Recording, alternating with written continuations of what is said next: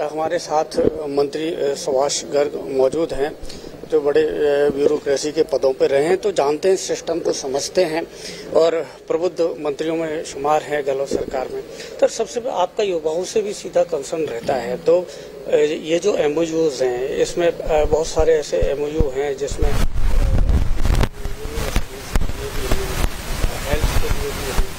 इस तरह से इससे रोजगार जनरेट हुआ, जो आज पूरे देश में सबसे बड़ी एक जरूरत है। देखिए, आज जो इन्वेस्टमेंट समिट का सेकंड डे और सेकंड डे का फोकस एमएसएमई के ऊपर, micro, small and medium industries में, और इसमें सबसे बड़ा फोकस होने का कारण यह है कि इसमें यूथ बहुत इन्वॉल्व होता है।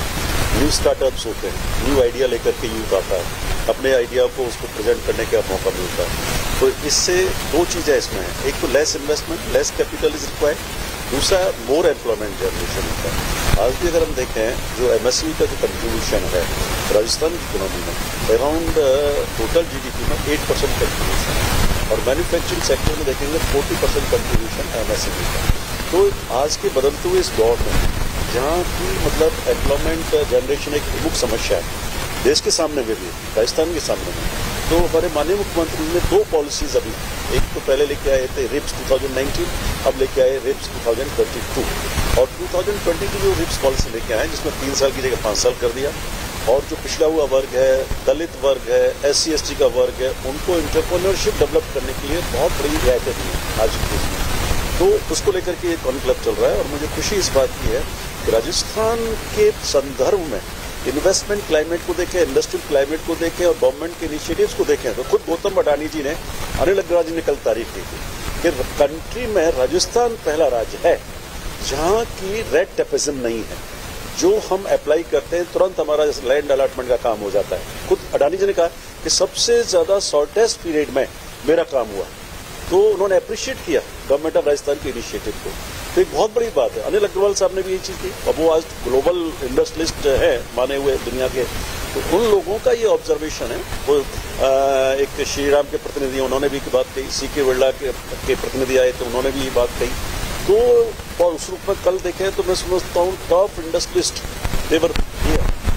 तो वो जो एक माहौल हमारी सरकार ने माननीय मुख्यमंत्री अशोक गहलोत के नेतृत्व में बनाया है, और जो पहले राजस्थान को रेगिस्तान के नाम से जाना जाता था, आज राजस्थान को एक ऐसे स्टेट, इमर्जिंग स्टेट के रूप में जाना जाता है, जहां माइनिंग सेक्टर की, पेट्रोलियम सेक्टर की, पेट्रोकेमिकल हब्स की, IT के क्षेत्र में, सैंडस्टोन के क्षेत्र में, और MSME के क्षेत्र में एक इमर्ज होकर के राजस्थान हो रहा है। तो लोगों का रुझान, और टूरिज्म तो यहाँ का बैकबोन है राजस्थान का।